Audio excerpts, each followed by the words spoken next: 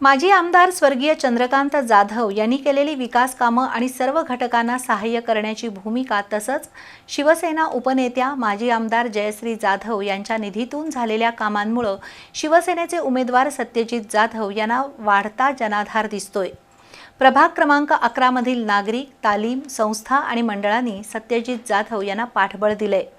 अण्णांच्या माघारी आपली जबाबदारी या टॅगलाईन खाली सत्यजित जाधव यांनी विजय खेचून आणण्याचा निर्धार केलाय।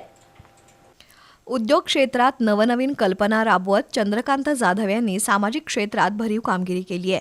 क्रीडा क्षेत्राशी जवळचा संबंध असल्यानं अनेक खेळाडू घडवण्यासोबतच आमदार म्हणूनही चंद्रकांत जाधव यांनी आपली ओळख बनवली। शहराचं प्रतिनिधित्व करताना त्यांना लाभलेल्या अल्पवेळात त्यांनी अनेक विकास कामं केली।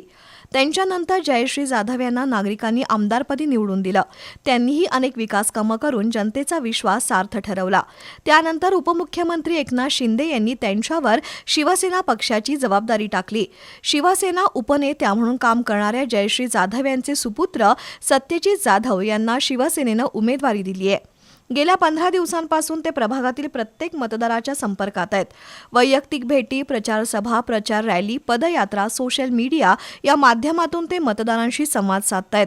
कैलासगडची स्वारी मंदिर परिसर, पाटाकडील तालीम परिसर, साठमारी, बेलबाग, प्रॅक्टिस क्लब, मंडलिक गल्ली, डाकवे गल्ली, गुलाब गल्ली, शाहू बँक परिसर, राम गल्ली, वारे वसाहत परिसर, टिंबर मार्केट, गवत मंडई, पाटीदार भवन परिसर, द्वारकानाथ कपूर विद्यालय परिसर, राजाराम चौक, लाड चौक, सिद्धाळा गार्डन परिसर या परिसरात त्यांची प्रचाराची पहिली फेरी पूर्ण झाली आहे। एक युवा नेतृत्व म्हणून त्यांना वाढता पाठिंबा असून सत्यजित जाधव यांच्यामुळे प्रभागाचा सर्वांगीण विकास होईल असा विश्वास मतदार व्यक्त करतायत।